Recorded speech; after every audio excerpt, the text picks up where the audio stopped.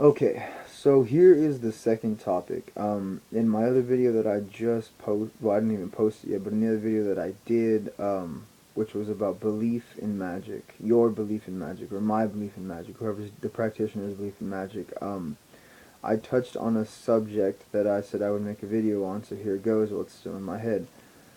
Vibration. You know what I'm saying? The law of vibration. I tell you the truth, I really don't know exactly how it states. The way that I see that this makes sense to me is everything is at a different vibration in this physical world, in the spiritual world, mental, emotional, wherever, however far, however deep you want to take this. The law of vibration is there. That is why everything looks different. If everything vibrated at the same rate, everything would, run right through each other. It wouldn't be as different as it is. Like, it just it really makes sense and just popped in my head, and hopefully this doesn't sound like stereotypical, but like if you look at monks, majority of the time they're all vibing at the same level because they're all on the same level. So they all look the same.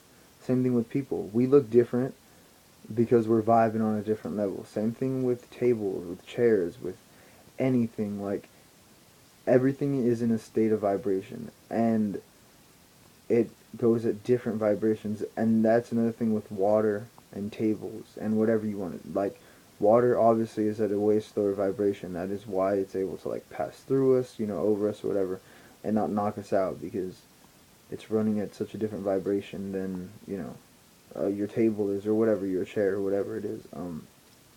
Different materials come together and they're all at different vibrations, so they're going to create different densities. That's the way I see it. So now, enough with the physical. What I mean in the spiritual sense is like you have certain colored candles, you have different types of incense, oils, powders,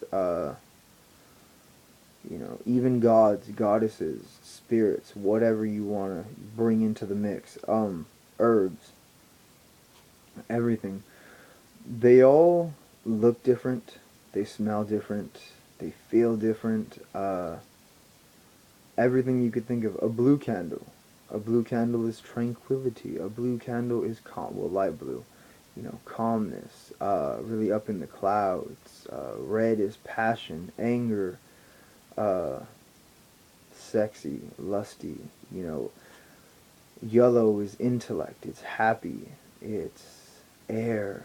You know, red is fire. Green is earthy, just like brown. It's prosperity. It's You pretty much see where I'm going. And then same thing with like the incenses. Like jasmine is more like kind of lusty and just feels good. Even just to say jasmine, it sounds pretty. Musk, very earthy, very manly, very to the earth. Lavender, very mellow, sensual. Helps with meditation. Dragon's blood, very powerful, very magical, protective because it's dragon's blood, very magical. Um, let's see what else we could go. My point, the point of this video is to tell everyone my belief in how I believe that the reason why we use different color candles, the reason why we use different smelling incense, powders, oils, herbs, etc., is because they all vibrate at a different level. And so when you have a lot of things that vibrate on the same level, you're going to attract those things. Just like if you go into a house that has a lot of like maybe, crazy, maybe every time that they watch TV it's like something crazy, like either cops or like crazy music or like just angry music. And then you also have a red room. I mean, my room's red, but I'm never mad. I got energy when I'm in here majority of the time.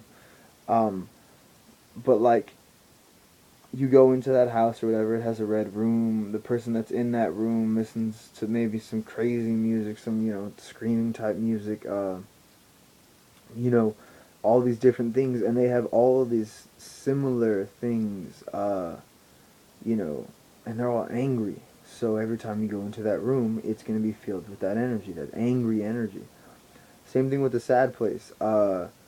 If you go into a house and maybe someone just passed away, they're going to have pictures of that person that passed away. They're going to have all these things that reminds them of that person, but the vibration that they're sending out, the energy that they're putting out there is really sad. So you get affected by that energy.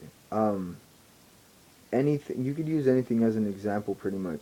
The point is that when you surround yourself, and especially in ritual and magic, when you surround yourself with things that vibrate on a similar level, they are going to attract similar things.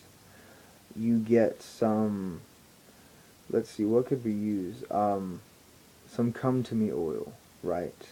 It's an oil that, self-explanatory, it means come to me.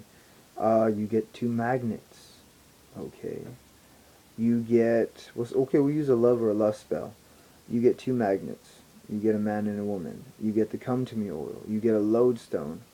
All these things attract. All these things bring to you. So you would name one as yourself and one as the other person. So if it was for me, I would name one, the guy one, my name, and then the girl one, whoever it is that I wanted to attract. And if it was someone that I didn't know but I just wanted to have a good time, I would put, the specifics of what I wanted in the person that I wanted to meet for that night. Then I would get all these things, dress the candles, really get in that mode, that mindset that, yeah, I'm doing this work and it's gonna affect and it's gonna bring that girl to me, that woman to me that I really want to get down with, or that I really want to, make that connection with tonight. And you could get as creative as you want, or you could get as simple as you want. You don't want to make it too simple. Like, you can't just meditate. I don't believe you could just meditate on something, and if it's something big, you can't and expect it to happen. Small stuff, yeah, but nothing really big. I made a video on that. I don't need to go into that. But yeah, like, when you have things that vibrate on the same frequency, they're gonna attract those things to you. uh, I think even in religions, a majority of the time well, I know it makes sense.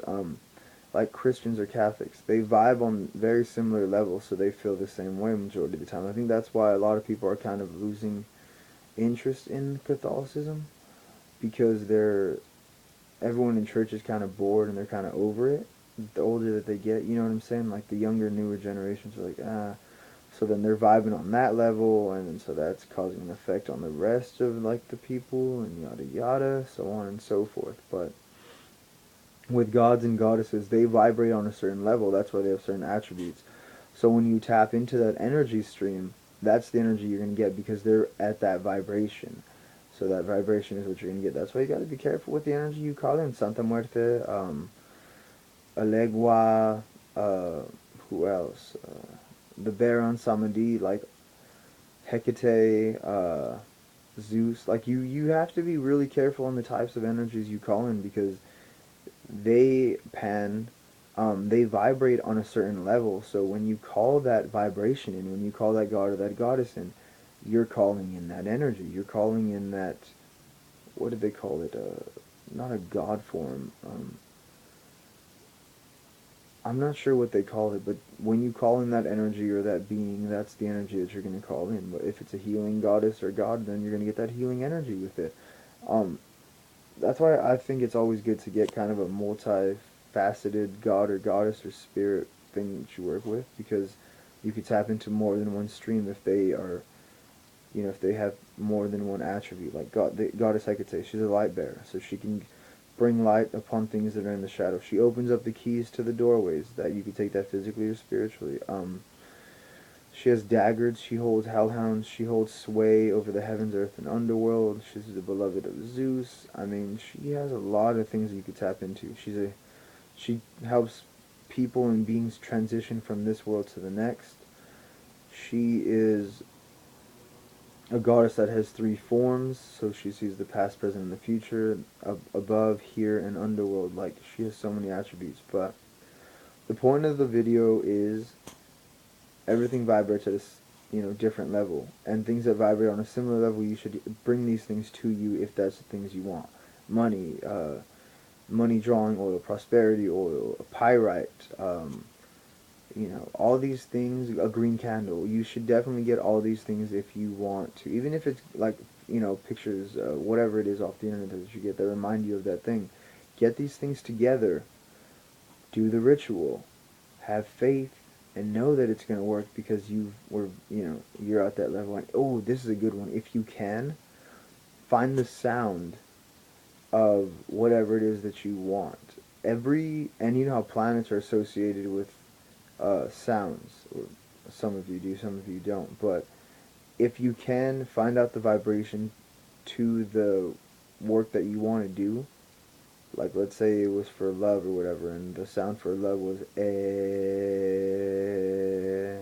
Maybe when you're meditating, after you're done doing the ritual, but still in that space and that candle's still going, maybe just constantly just repeat that same vow over and over and over until you get kind of like in a trance where you're like rocking back and forth and you're just really getting into it, and then let it burn out. Do what you got to do. But that's a pretty good one.